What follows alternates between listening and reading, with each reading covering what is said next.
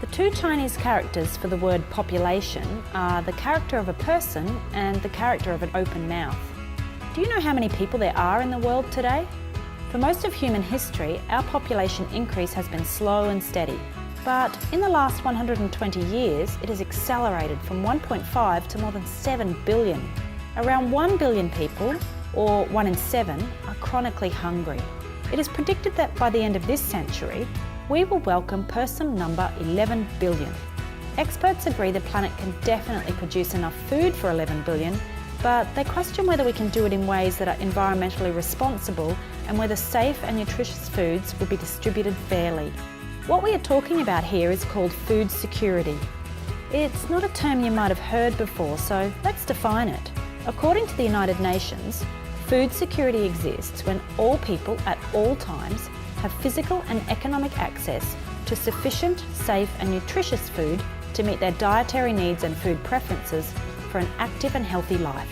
There are 4 dimensions of food security: availability, access, utilisation and stability. You might like to explore these further. Australia is one of the most food secure countries. We produce enough food to feed the nation nearly 3 times over. But food security is more than just how much food is produced. For a country to be food secure, there needs to be a consistent supply of healthy food and it needs to be accessible to all. We already have enough healthy food to feed the world, but the problem is that it isn't distributed equally. You may like to discuss what constitutes healthy food and how it could be accessible to all the world's people.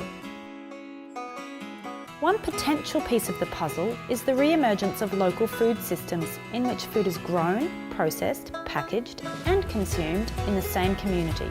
There are lots of great examples of this, including Western Farms in Brighton, Tasmania, where food is produced for farmers' markets and restaurants, including their own cafe in Hobart. You might like to consider the economic, health and environmental benefits of local food systems. So, now you've started to think about food security, perhaps the 2 Chinese characters that make up the word population, that is a person and an open mouth, make more sense to you. Ultimately, we must balance people and resources. This is a challenge for agribusiness and consumers alike, but one I think we're up for.